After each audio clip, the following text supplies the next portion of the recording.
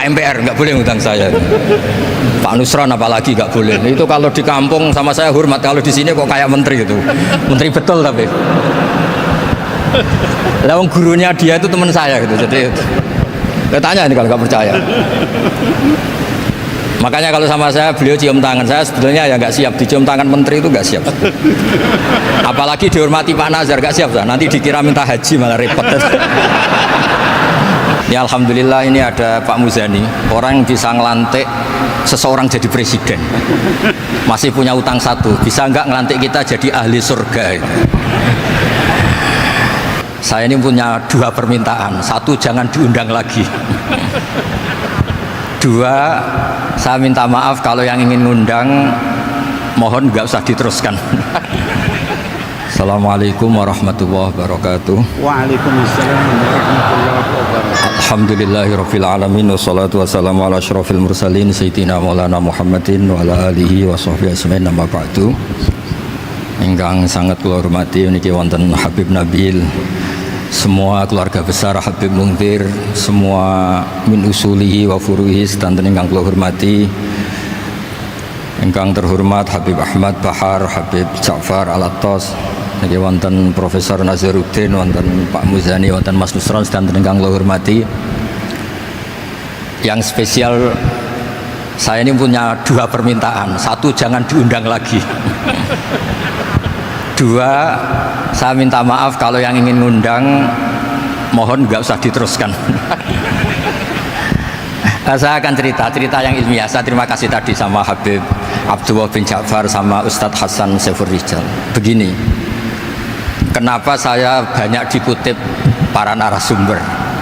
Karena saya ini jenis kiai yang otoritatif. Jadi saya ini karena nggak menteri, sehingga kalau belajar itu serius sekali.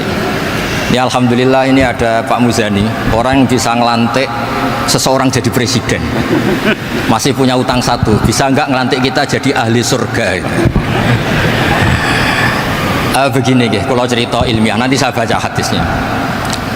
Ada kelebihan kita jadi manusia itu justru karena ketidaktahuan kita. Kita tentu hingga detik ini tidak melihat surga langsung, tidak melihat neraka langsung, apalagi melihat Allah Subhanahu wa Ta'ala. Tapi selalu ada teori, dan ini dibenarkan oleh semua ulama karena ini nas itu mansus.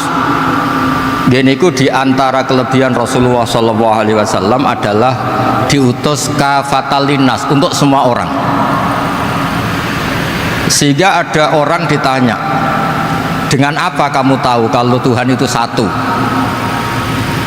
Orang ini dengan enteng menjawab, innal isnaini, angka 2, 3, 4 dan seterusnya, nisbatu dzalika ilal wahid nisbatul far'i ilal asli. Jadi segampang itu nerangkan ayat qul huwallahu ahad, Allah itu satu. Karena angka itu 2, 3 sampai 1 miliar 1 triliun, nisbatu dzalika ilal wahid nisbatul far'i ilal asli. Semua itu asal usulnya satu. Begitu juga sebegitu gampangnya Syekh Nawawi Al-Bantani menerangkan kenapa bismillah itu dimulai ba. Huruf hijaiyah kan alif, tapi kalau bismillah dimulai dari satu ba. Ba itu ada titik satu. Anda gambar kambing, gambar apa saja, gambar Anda entah baik entah jelek, itu tetap dimulai satu titik. Nah satu titik ini disebut nuktotil wujud, asal usul wujud. Sebab itu kitab I'anatul Thalibin, tadi Habib Nabil cerita sanad-sanadnya Mbah Mun. Sebetulnya kalau boleh angkuh, yang berhak cerita itu saya, karena kitabnya milik saya. Tapi beliau tak kasih terus cerita, ya alhamdulillah. Ada penyambungnya gitu. Nanti tak kasih lagi beliau. Ya memang yang paling berat beliau karena turunannya itu. Tapi kitabnya dari saya, jadi ya satu-satu. Kitab I'anatul Thalibin itu dikarang oleh ulama top, namanya Sayyid Abi Bakar Syato. Beliau punya murid yang sangat terkenal di Indonesia, namanya Syekh Mahfud At-Turmusi. Syekh Mahfud ini punya murid, diantaranya yang paling terkenal tentu Mbah Hashim sama Mbah Ahmad Dahlan, pendiri Muhammadiyah.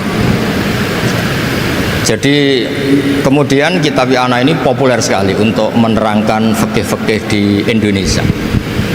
Termasuk cerita bahwa wujubul jihad itu wujubul wasail lal maqasid. Jadi jihad itu wajib, itu wujubul wasail lal maqasid. Sama cari disarahin. Sekiranya dakwah itu bisa tidak dengan jihad, dengan pengajian kayak majelis Rasulullah, kayak majelis Nurul Mustafa, kayak kiai kampung, itu sudah cukup karena sudah isolul maksud, orang sudah menjadi kenal Allah Subhanahu wa taala. Sebab itu ketika Sayyidina Ali diutus di beberapa peristiwa termasuk di Khaybar, Sayyidina Ali didhawuhi la ayyahdiyawu bika rajulan wahidan khairan laka min khumrin na'am. Ada satu saja yang Islam karena kamu itu lebih baik daripada kemenangan. Nah, kemudian ini supaya otoritatif menghormati masjid ini, Masjid Istiqlal, masjid yang luar biasa bersejarah. Saya baca keterbatasan kita, tapi ini menjadi kelebihan. Ini hadis di Shahihul Bukhari. Nanti sebagian materinya saya tinggal supaya ini tadi otoritatif tadi, supaya semuanya pakai sanad. Ini hadis dari Shahihul Bukhari, sehingga Anda tidak perlu tanya ini sahih apa enggak, karena ini di Sahih Bukhari ikutnya nomor hadisnya itu 6408. Monggo kalau mau dihafal. Biasanya jenengan kan hanya hafal Arba'in Nawawiyah. Ini hadis ini nomor 6408. Ada keterbatasan yang akhirnya menjadi kelebihan kita, yaitu kita tidak tahu Allah Subhanahu wa taala. Suatu saat para malaikat ditanya, apakah mereka yang membaca tasbih di sini, misalnya di Istiqlal ini, ngerti saya? Kata Allah. Kata malaikat, tidak tahu. Fayaqulu hal ra'auni. Qal fayaqulu nala wallah ma ra'auka. Qal fayaqulu kaifa la ra'auni. Yaquluna la ra'auka kanu ashadda laka ibadatan wa ashadda laka tamjidan wa aktsara laka tasbihan. Andaikan manusia itu ngerti engkau ya Allah, maka tasbih mereka ini akan lebih dari kita. Saya beri contoh, ini terutama untuk zuriat Rasulullah SAW. Nabi itu manusia, basar, tapi lakal basar. Nabi ketika muji Allah Subhanahu wa taala ini supaya kalau sholat jenengan hayati. Misalnya pertama muji begini, lakal hamdu mil'us samawati wa mil'ul ardi. Kebanyakan di Jawa memang baca pakai rofaknya mil'u, tapi di beberapa sanad dibaca mil'a, itu urusan Arab lah. Engkau itu saya puji seluas langit dan bumi, seluas langit dan bumi. Seluas langit dan bumi itu nggak keren, karena langit ini tetap mahsurah, as-samawat ini apapun luasnya langit itu tetap terbatas. Bumi apapun luasnya juga terbatas. Apa yang diteruskan oleh Rasulullah SAW? Wa mil ma syi'ta min syai'im ba'du. Dan pujian saya ini ya Allah sesuai kehendakmu, sejumlah kehendakmu, karena ini yang tidak terbatas. Begitu juga ketika Nabi dengan keterbatasan sebagai manusia, bukan sebagai Habibullah, atas nama manusia. Nabi itu punya dua sisi, kadang sebagai basar, kadang sebagai Habibullah. Dan sama-sama penting untuk mengawal Islam ini. Saya ulang lagi, sama-sama penting untuk mengawal Islam ini. Ketika Nabi sebagai basar ngendikan begini, la nuhsi Allahumma lakal hamdu hamda yuwafi ni'amaka, misalnya pakai mukhatab, wa yukafi mazidak. Saya memuji engkau ya Allah dengan pujian yang sesuai jumlah nikmatmu, wa yukafi mazidak, dan bisa berserasian dengan tambahan-tambahan nikmatmu.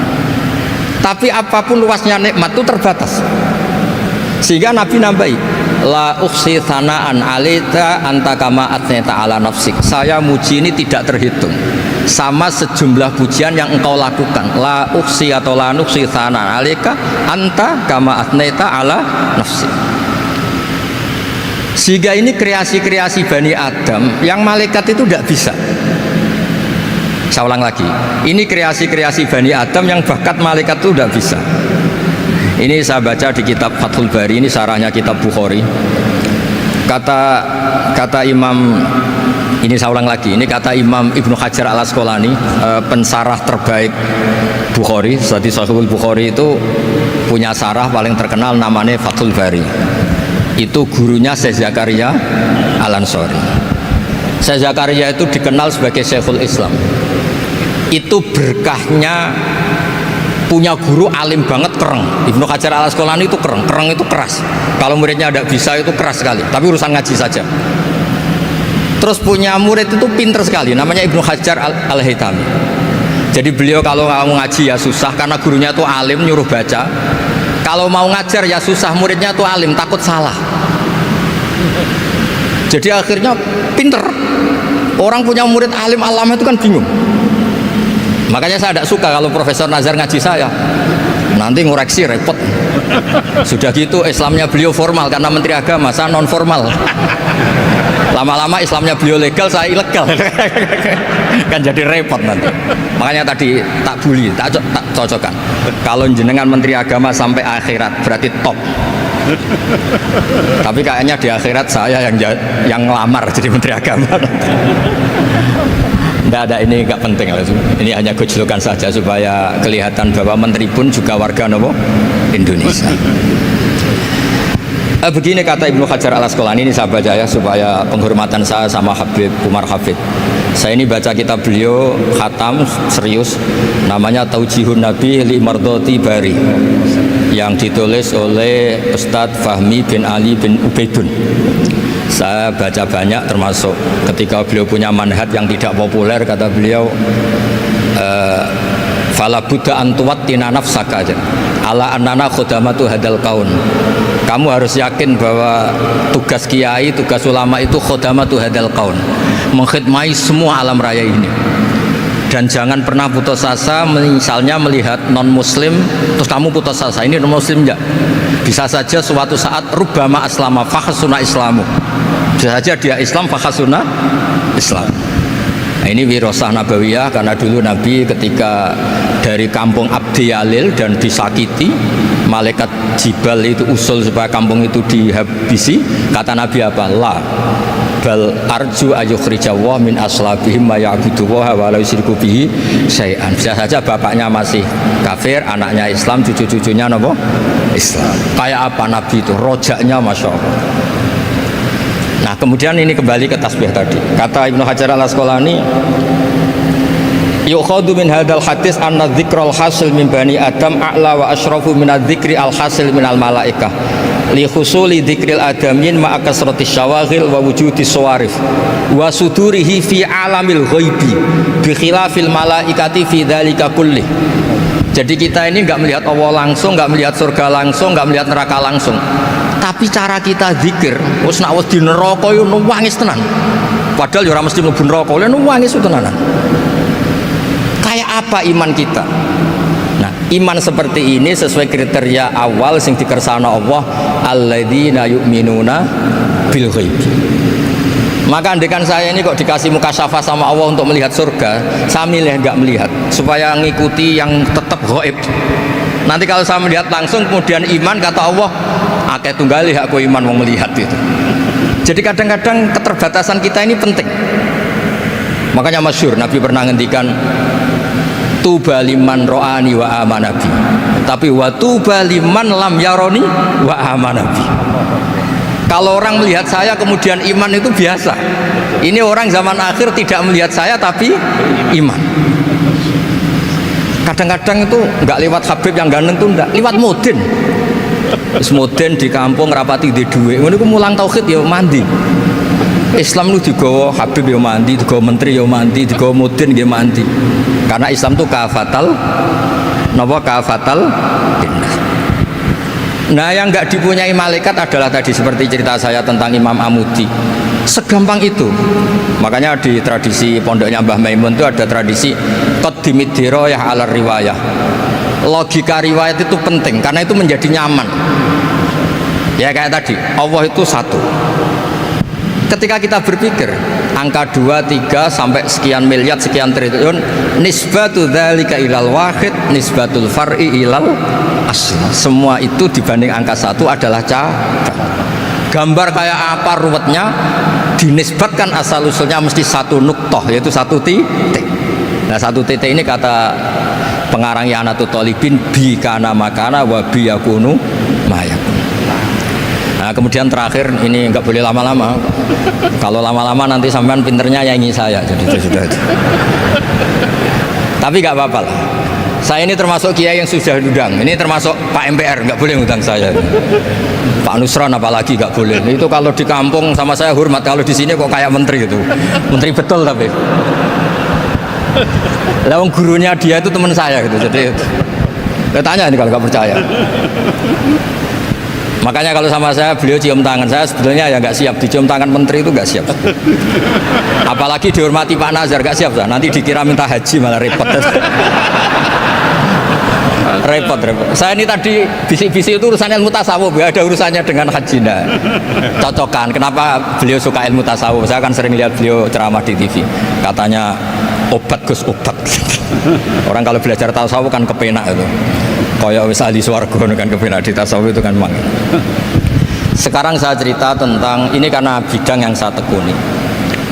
Ada kitab tentang ulumul Quran namanya Al-Mufradat fi Gharibil Quran. Dikarang oleh Ar-Raghib Al-Asfihani. Ini kitab luar biasa. Di situ hanya cerita lafat-lafat per kata. Saya tadi sebelum kesini ngajar dulu di pondoknya Beki, Baitul Qurannya Pak Kures. Karena memang saya termasuk pengajar di sana. Artinya kalau saya sering ke situ jangan iri, memang saya termasuk pengajar di sana. Termasuk pengajar yang keren maksudnya. Keren itu artinya pakai referensi, bukan asal. Begini kata kitab itu. Rasulullah SAW itu kan punya nama Muhammad, orang yang banyak sikapnya atau semua sikapnya terpuji. Termasuk ketika sebagai manusia, sama lagi termasuk ketika sebagai apa? Manusia. Sebagai manusia aja Nabi gak pernah salah. Begini kata kitab itu. Nabi-nabi yang keren-keren itu, sama lihat di Ahaditsus Syafa'ah, itu masih egois. Ketika ada haulul mauqif, ada prahara mauqif, itu semua Nabi bilang nafsi, nafsi, nafsi, nafsi. Ketika dimintai syafaat bilang nafsi, nafsi. Tapi Rasulullah SAW itu beliau ngendikan ummati, ummati. Dan beliau ketika dimintai syafaat kata beliau sudah analah, saya bisa memberi syafaat. Kata beliau fa'akhirru lillahi ta'ala sajidan fayaqulu li ya Muhammad irfa' rosak wasal tu'toh wasfa'tu syafa'. Kayak apa hebatnya Rasulullah SAW? Umumnya para nabi melihat akhirat itu sudah akhir dari semua amal. Itu menurut Nabi Muhammad gak keren. Allah itu gak bisa didikte akhirat. Allah itu Tuhan, tetap yaf'alu ma yasha. Jadi gak bisa misalnya sudah akhirat orang nyuwun sewu terus tanya, ya Rasulullah ini sudah akhirat kok jenengan sujud bareng ini gimana? Ini sudah nggak darul amal tapi ini darul jaza. Tidak bisa. Akhirat nggak bisa dibatasi. Karena akhirat nggak bisa membatasi Allah, Nabi tetap dengan rileksnya minta sama Allah. Fa ahmaduhu bima hamida 'allamani ya rabbi. Kemudian saat itu saya muji-muji Allah dengan pujian yang luar biasa. Terus kata kitab itu, fa Muhammadun ahmadu min ghairihi. Makanya beliau punya nama Ahmad. Ahmad itu afal tafdil, bukan fi'il mudhari' waqi' mutakallim. Ini pernah madrasah dulu di Kutsian. Tamat. Beliau kalau di rumah hormatnya tidak kayak tadi, lebih dari itu. Tadi di sini pejabat terus. Sembrono ya di sini itu kenapa itu. Ya tapi nggak apa-apa itu. Tadi sudah dipuji, akhlaknya baik, apa-apa baik, alhamdulillah. Fa Muhammadun ahmadu min ghairihi. Ketika para nabi gak bisa muji Allah di mahsyar, bahkan mereka itu nyuwun sewu egois, hanya mikir diri sendiri, nafsi-nafsi. Rasulullah Muhammad ini punya nyali untuk muji Allah dan tetap mengajukan permohonan apa? Syafaat. Makanya disebut fa Muhammadun ahmadu min ghairi. Sampeyan lihat di Bukhari, di Muslim. Fa ahmadu fi mahamida 'allamaniha rabbi. Tetap muji-muji Allah.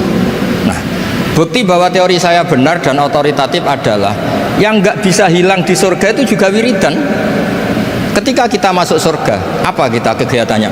Da'wahum fiha subhanakallahumma wa tahiyyatuhum fiha salam wa akhiru da'wahum alhamdulillahi rabbil alamin.